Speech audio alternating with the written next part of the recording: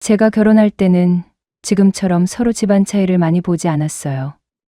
물론 보는 곳도 있었지만 저처럼 아닌 곳도 있었죠. 다만 결혼을 할 수 있다는 것뿐이지 부자인 남편을 만났다고 행복할 거라는 보장은 없었어요. 제가 그런 인생을 살았거든요. 제멋대로인 남편과 저를 무시하는 시댁 때문에 도망가고 싶은 마음이야 가득했지만 전 아이 때문에 그러지를 못했습니다. 하나 있는 자식에게 애정을 쏟으며 살아가는 낙이 있었지만 아이는 저와의 바램과는 다르게 커갔어요. 시댁에서는 귀한 손주이다 보니까 오냐오냐 했던 것도 컸어고 남편은 같이 놀아주기보단 돈으로 해결하는 일이 많았기 때문이었습니다. 그 결과 아이는 나이를 먹을수록 사고만 쳤어요. 몇 번을 그러지 말라고 했지만 제 말은 듣지 않고 오히려 심해져만 갔죠. 그리고 그때마다 전 시어머니에게 구박을 들을 수밖에 없었습니다. 내가 너한테 돈을 벌어오라고 했니? 아니면 애를 계속 낳으라고 했니? 승훈이 하나만 잘 돌보고 사람답게 키우라고 한 게 그렇게 어려워? 죄송해요, 어머님. 그 이야기도 이젠 지겹다. 대체 이게 몇 번째니? 저도 승훈이가 그러는 게 마음이 편치 않아서 이야기는 해보고 있는데요. 애가 말을 듣지 않아서요. 그렇다고 애 엄마라는 애가 애 핑계를 대니? 승훈이는 네 자식이 아니야? 그런 건 아니지만은 이 집에서 하는 것도 없으면 제발 어미 노릇이라도 잘해. 괜히 애 낳았다고 이 집에서 평생 들러붙으려고 하지나 말고. 알겠습니다. 억울했죠. 저도 잘못이 없다고는 생각 안 하지만 정작 애를 저렇게 만든 사람들이 제 탓을 하고 있었으니까요. 하지만 저는 이 집에서 아무런 힘이 없었어요. 서울로 따지자면 집에서 키우는 애완견만도 못할 정도였거든요. 그래도 세월 앞에 장사 없다고 평생을 살 것만 같던 시어머니도 시간이 흐르니까 결국 떠나셨습니다. 그렇다고 제 인생이 달라진 건 아니었어요.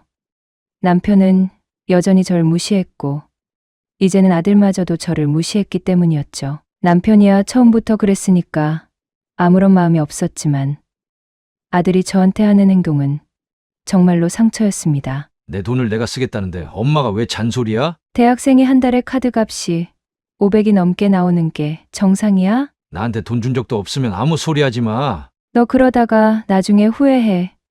돈 무서운 줄을 알아야지. 그럼 엄마는 돈 무서워서 이혼도 안 하고 아빠 옆에 붙어 있는 거야? 뭐라고? 내가 틀린 말 했어? 엄마도 결국은 돈 때문에 이러고 사는 거잖아. 돈 없으면 어떻게 사는지. 평생을 내가 다 보면서 살았는데 내가 왜 돈 없이 사는 척을 해야 하는데? 승훈아, 나는 엄마처럼 돈 없는 사람이 아니야. 그러니까 제발 나를 거지처럼 취급하지 말라고. 아무리 못돼 먹었어도 내 자식이니까 어떻게든 품으려고 애를 썼어요. 그러나 아들은 갈수록 남편과 닮아가기만 할 뿐이었고 제가 할 수 있는 건 아무것도 없었죠. 그러다 아들이 결혼을 한다며 여자애를 데리고 왔는데 한눈에 봐도 며느리 될 아이는 제 눈치를 보지 않았습니다. 이미 아들에게 이야기를 들었는지 저에게는 돈도 없고 힘이 없다는 것을 알고 있는 눈치였어요. 당연히 결혼 후에도 며느리는 저를 시어머니 대접을 해준 적이 단 한 번도 없었습니다. 제 인생이야 원래 그랬으니까 과거에 내가 큰 죄를 졌나 보다 싶었었죠. 그러던 어느 날 평소처럼 골프장을 간다던 남편이 교통사고를 당하면서 갑작스럽게 세상을 떠나게 되었습니다. 그래도 아빠가 엄마한테 돈은 남겨놨네. 그 돈은 엄마 노후 자금이라고 생각해서 내가 안 건들 테니까 더 이상 회사 일에는 신경 쓰지 마. 승훈아, 엄마가 언제 너한테 돈 욕심 낸 적 있었어? 어떻게 엄마한테 그런 말을 해? 그냥 얘기만 해주는 거지. 어차피 엄마는 회사 일도 모르잖아. 승훈아, 제발. 그래도 엄마는 성공했네. 그 정도 돈이면 앞으로는 눈치 안 보고 살 수 있잖아? 엄마는 그동안 한 번도 돈 욕심 낸 적 없어. 너도 엄마가 어떻게 살아왔는지 모르는 것도 아니잖아. 알겠으니까 그 돈으로 여행을 가든 외갓집 도와주든 엄마 마음대로 해. 좋아하던 남편은 아니었지만 남편이 떠났는데도 아들은 슬퍼하기보단 기회를 잡은 것처럼 보였어요. 그 모습을 보니까 너무나 씁쓸했고 자식 농사를 잘못 지어도 너무 잘못 지었다는 생각밖에 들지 않았었죠. 하지만 이미 시간이 너무 흐른 터라 이제 와서 매를 들 수도 없는 노릇이었습니다. 그래서 전 한동안 혼자서 한적한 시골에서 생활했어요. 아들 말대로 누구 눈치도 보지 않고서 말이죠. 그러나 성격은 남편을 닮았어도 사업적 능력은 닮지 못했는지 몇 년 지나지도 않았는데 아들 회사가 어려워졌나 봐요. 연락도 없이 갑자기 찾아와서 남편이 남긴 재산을 달라고 했기 때문이었죠. 엄마가 지금까지 나한테 한 번도 도움 준 적 없었잖아. 이 기회에 아들 하나 살린다는 생각으로 돈 좀 줘. 회사가 얼마나 어렵길래 이 돈을 다 달라고 그래? 내가 말한다고 엄마가 알아? 그만큼 필요하니까 내가 달라고 하는 거잖아. 승훈아, 정 아니다 싶으면 차라리 큰 집에서 일하는 게 어떠니? 지금 나보고 다른 사람 밑에서 일하라는 거야? 엄마가 보기에도 너한테는 아직 벅차 보이니까 그러는 거지. 엄마가 뭘 안다고 그런 평가를 내려? 그냥 아들이 도와달라고 하면 도와주면 될 거 아니야? 혹시 내가 돈 안 갚으면 노후가 걱정돼서 그래? 그런 거 걱정하지 마. 엄마가 돈만 주면 다 해결될 수 있어. 승훈아, 엄마가 도와주면 내가 앞으로 엄마가 하라는 대로 다 할게. 한 달에 한 번이든 두 번이든 엄마한테 인사하러 온다고. 어차피 엄마는 돈 욕심 없다면서. 그 돈 없어도 엄마는 살 수 있잖아. 알았다. 너가 그렇게 원한다면 내가 돈 줄게. 저는 아들 말을 믿고 전 재산을 아들한테 줬어요. 그 돈 덕분이지 회사 경영이 다시 재정상으로 돌아온 것 같았지만 돈을 돌려주겠다는 아들은 돈을 돌려줄 생각은 전혀 없었고 찾아오겠다는 약속조차도 지키지 않았었죠. 그러다 제 친오빠가 힘들다는 이야기에 도와주고 싶어서 얼마라도 받고자 아들한테 연락을 했지만 받지 않았습니다. 처음엔 걱정돼서 집에도 찾아가 봐도 아무런 응답이 없었고 나중에 회사를 찾아가 보니까 해외여행을 갔다고 하더라고요. 며칠 후 다시 찾아간 아들 집에는 아들은 없고 며느리만 있었는데 며느리는 돈은 갚겠지만 언제 갚을지 모르겠다고 했습니다. 어머님이 돈 빌려주신 거야. 저도 알고는 있는데요. 그이가 어머님한테 언제까지 갚겠다는 말은 안 했잖아요? 내가 다 받겠다는 것도 아니고 조금만 받고자 온 건데 그것도 힘드니? 제가 드릴 수 있는 건 택시비밖에 안 되겠네요. 오시느라 고생하셨어요. 여기 30만 원으로 택시 타고 가세요. 그러지 말고 승훈이하고 연락 좀 해봐. 내가 연락이 안 돼서 그래. 냄새 나니까 건드지는 마세요. 왜 갑자기 손을 잡으세요? 사람 기분 나쁘게? 어? 돈 받고 싶으시면 이러지 마시고 소송 거세요. 너 지금 뭐라고 하는 거니? 소송이라니? 저는 할 얘기 다 했으니까 궁금한 건 변호사한테 물어보세요.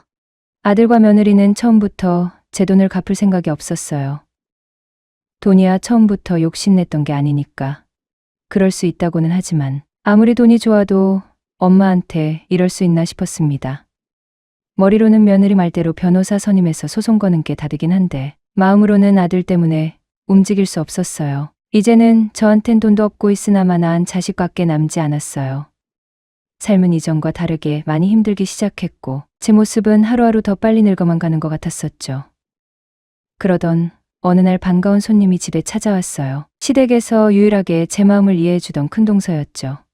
큰동서는 제 사정을 모두 알고 나서는 격분하기 시작했어요. 내가 어머님이 승훈이만 이뻐할 때부터 이렇게 될 줄 알았어. 하지만 그렇다고 지 엄마한테 이렇게까지 이럴 수 있어? 모두 제 잘못이죠. 동서가 잘못한 게 뭐가 있어? 걱정하지 마.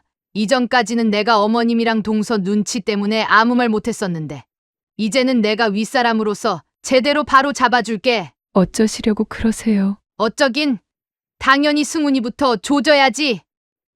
네, 승훈이를 손보겠다는 큰동서는 저하고는 많이 달랐어요.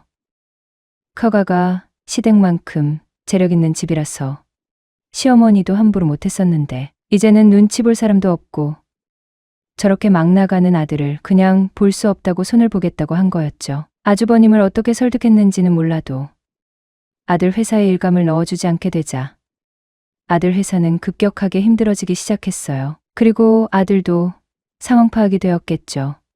이 모든 사단이 어디서부터 시작되었는지를요. 큰엄마가 대체 저한테 왜 이래요? 내가 언제 큰엄마한테 실수한 적 있어요? 나한테 실수한 적은 없지.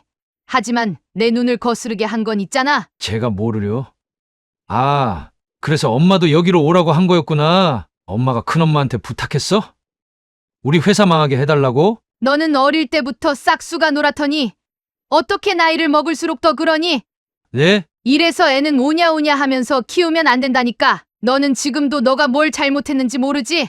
알았어요. 엄마한테 돈 갚을게요. 그럼 됐죠? 엄마 미안한데 내가 당장은 그 돈 마련하기는 힘들거든. 내가 오늘은 조금 넣어주고 천천히 갚는 걸로 할게. 그래. 알았다. 이제 됐죠? 승훈아, 너는 인생이 쉽지? 다들 네 앞에서 고개 숙이니까 뭐든 너가 하고 싶은 대로 했을 거 아냐? 또 뭐 때문에 그러시는데요? 엄마한테 돈 갚는다고 지금 약속했잖아요. 아니지, 그게 아니지. 내가 너한테 떡을 쥐어줄 필요는 없지. 네? 내가 뭐하러 너네 회사에다가 일감을 주니? 새로운 회사 하나 차려서 거기에다가 넣으면 되는 거를. 큰엄마? 거기 대표는 너네 엄마로 앉힐 생각이니까 어디 한번. 너가 그리 잘났으면 네 회사 너가 알아서 잘해봐. 잠깐만요. 갑자기 이러시면 저보고 어떡하라는 거예요? 저보고 망하라는 거예요? 망해. 너는 깡통 한번 제대로 차봐야지. 큰엄마? 아들을 망하게 하겠다는 큰동서의 말에 깜짝 놀랐지만 큰동서는 무조건 자기만 믿으라고 해서 저는 믿을 수밖에 없었어요. 하지만 아들은 얼마 안 가서 회사가 또 어려워졌는지 며느리랑 같이 찾아와서 큰동서를 설득해달라고 부탁하더군요. 허나 저는 이미 독한 마음을 먹은 상태라 어쩔 수 없다며 아들을 돌려보냈어요. 그렇게 1년도 못 지나서 아들 회사는 망하게 되었고 저는 큰동서 덕분에 생활고에서 벗어나게 되었고요. 큰동서는 앞으로 아들한테 어떠한 힘도 주지 말라며 당부했는데 왜 그랬는지는 나중에서야 알게 되었습니다. 아들네가 망한 후 큰동서가 마련해준 회사로 입사를 하게 되었는데 얼마 지나지 않아서 말도 안 되는 소리를 했기 때문이었죠. 어머님도 회사 일이 힘들 텐데 이제는 그이한테 회사 맡기고 여행이나 다녀보시는 게 어떠세요? 그래 엄마. 나도 이제 엄마한테 잘할게. 엄마는 이번 기회에 너를 사람으로 만들 생각이야. 뭐? 어머님, 무슨 그런 말씀을 하세요? 너네들 그 태도부터 싹 고치지 않으면 이 회사에서도 일 못하게 하는 건 물론이고 여기 지분도 줄 생각 없으니까 앞으로는 정신 차리면서 일해. 엄마가 뭘 안다고 나한테 그래? 엄마는 이미 마음 먹었으니까 싫으면 회사 나가. 엄마! 빨리 일 안 해?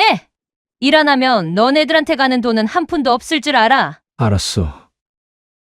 가면 되잖아. 돈 때문에 기고만장했던 아들이 막상 제가 돈줄을 잡고 있으니까 이전과 다른 태도를 보여줬어요. 그 모습을 보니까 아들한테는 돈을 줘서는 안 되겠다는 생각밖에 들지 않더라고요. 하지만 이런 제 마음을 모르는지 아들네는 지금까지 해온 것처럼 쇼핑도 하고 해외여행도 가고 싶은지 저한테 돈을 요구했지만 저는 단 한 푼도 주지 않았고 그럴 때마다 오히려 회사에 내쫓겠다며 으름장을 놓았습니다. 그래서인지 지금은 뼈 빠지게 일을 하고 있지만 아무래도 이런 모습을 끝까지 유지하려면 재산은 물려주면 안 될 것 같네요. 아들에게는 말하지 않았지만 저는 이미 세상을 떠나기 전 모든 전 재산을 기부할 마음을 가지고 있는 상태입니다. 돈 때문에 아들이 힘들지언정 돈 때문에 아들을 망치기 싫어서요.